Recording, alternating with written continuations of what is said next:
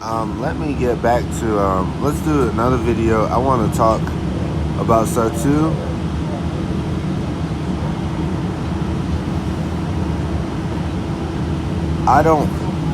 I keep telling people organ harvesters are chasing me. We had that whole situation with all those people from Atlanta Graffiti trying to kill me and sell my wives. And Americans, it's like, just kind of take a step back.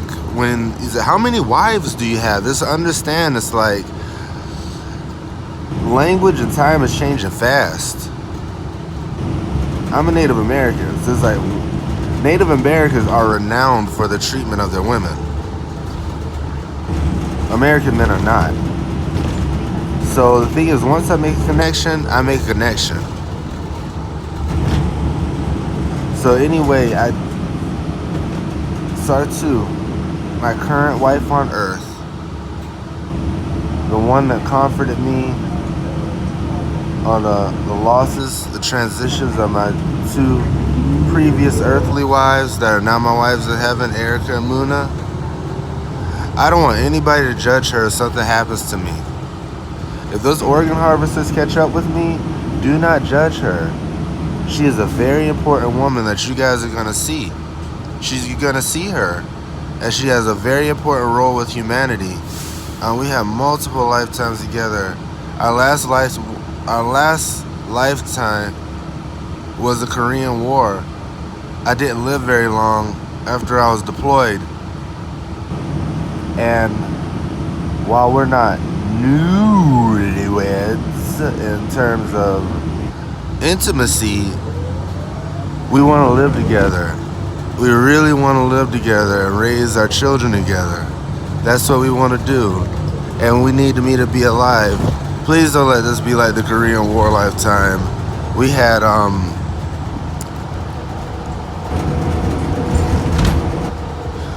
another lifetime. I was among Adam's first children. Adam had 70 children. They weren't all recorded in the Bible. I was one of them.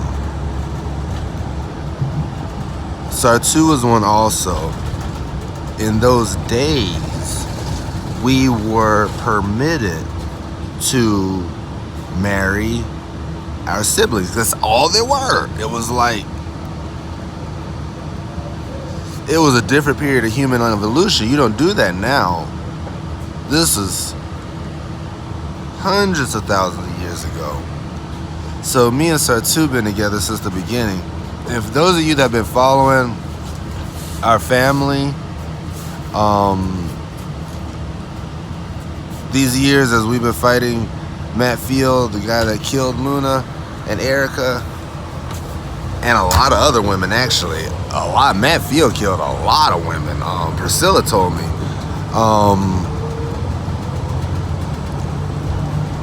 I'm gonna stick through it. I'm gonna stick through it. Please understand that Sartu is a very different person than Muna Ahmed. Muna Ahmed had a very different personality. Has a very different personality. She's also a registered angel in the city of Los Angeles, as so is Erica Renee Johnson Kelly. Both are registered angels in the city of Los Angeles. So while we have some drama with the organ harvesters chasing me during this quest, we got a lot of beauty too. Sartu and I, we talk to angels. So if there's anybody you need to contact, Sartu and I can help you. Never judge Sartu. She is such a beautiful person. She is one of the few people that actually adhere to the hashtag Black Lives Matter. My life mattered to her, and her life mattered to me. So we fought back to back to protect ourselves from organ harvesting and prostituting. It's not normal for... I talked to a Native American today, and he said the proof that you're a Native American is if you're running and you're hiding. If you're not running and hiding, you're not a Native American. And it shouldn't be like that. This is Beverly Hills.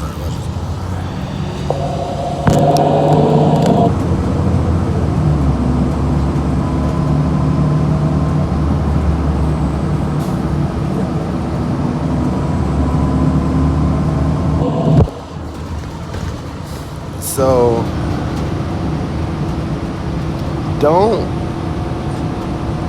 we had so much judgment of our relationship, and lack of acknowledgement, because there was so much, the fervor behind the mob mentality of Muna's not his wife, he's a psycho, he's insane. She went a whole 2 years, well, a year and a half being disrespected.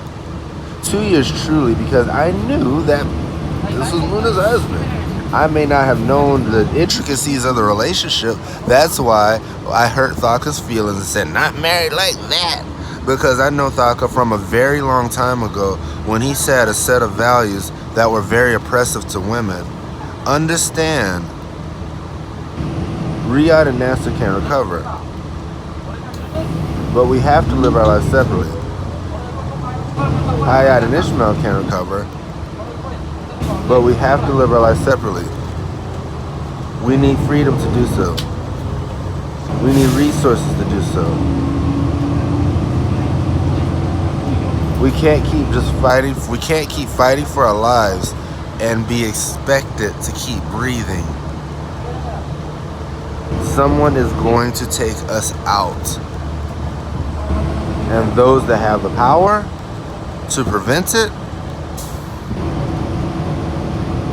you are not going to fare well in the next lifetime. If you have the power to prevent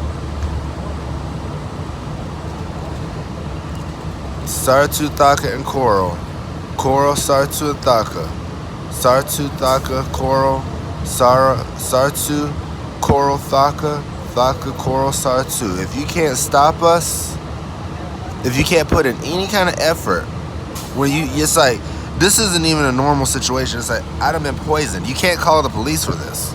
There are people stalking me. You can't just get a gun. But you can give your family members freedom. You can get Danielle Mashanga to let Coral go and give her father a settlement so he could get some proper resources in California to care for his daughter. That's it. It's like, let's say it's my belief system that the pandemic is killing people. The stress, the fear, the mask are killing people. There's nowhere to sit. A lot of homeless people are doing themselves in because it's so uncomfortable. It's so uncomfortable. You have to sleep on concrete. It's so uncomfortable. And the issue is with the homeless people, a lot of the homeless people aren't like people who are lifelong homeless people. It's people like me that ran into some random problem during coronavirus, and it's just like a snowball effect. When you get all these legal institutions, it's like, oh, we're closed for the pandemic. Like, yeah, you're just fucked. It's that simple. And then it's like, once you're out here and you're being judged because your clothes are dusty or dirty, and you're interacting with people who don't have that much life experience, even older people. It's like they don't go anywhere. It's like you, hypothetically speaking, you live in Burbank. That's it. There's nothing else to your life. Burbank. That's it. Or Instagram, because it's like, the thing is, the physical community is kind of dissolved, which has also contributed to the mental problems that we're having in this society.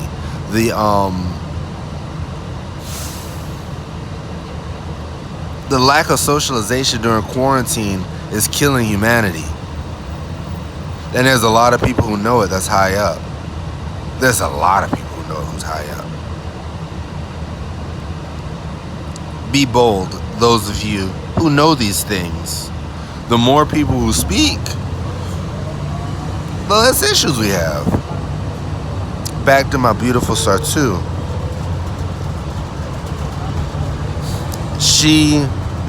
This is the kind of woman. Did I say that?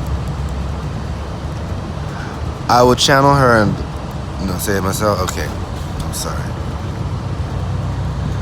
After Muna Ahmed Kelly was taken from this earth, I told Instagram and Facebook she was resurrected 3 days later and came back to have sex with me. And it was so real. And it kept me going. I would have killed myself. I would have killed myself. SAR2 came to my house with a damn wig on. And the last outfit I saw Buddha in it and fucking good sex with me and told me, she told me that a man shouldn't go out like that. That's all she said. I love her so much. I love her so much. I love her so much. I love you, SAR2. And if something happens to me, just know I love when we was in Savannah and I was so sick and I went into that post-traumatic stress disorder shit where I was like a little boy and I said, can I have some titty? And he gave it to me and he healed me and I'm still healing. So if I disappear, SAR2, with these people poisoning me and shit, just know I love you. I appreciate every morning with you. And stay alive. Don't die. Don't die if something happened to me. Just don't die.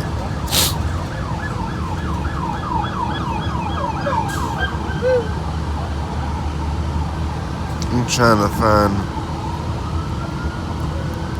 La Brea.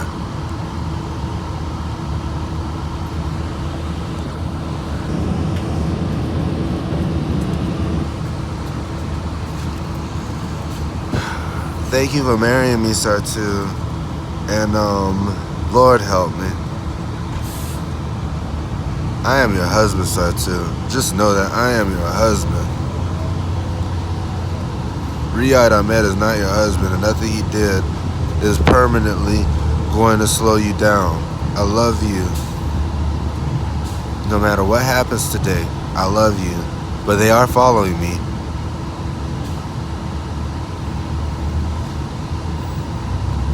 So safety for you may mean unsafety for me. That's just the role of a man today. I love you so much, SAR2 Osman. Ali Ahmed Kelly. I want to write graffiti with you. Legally.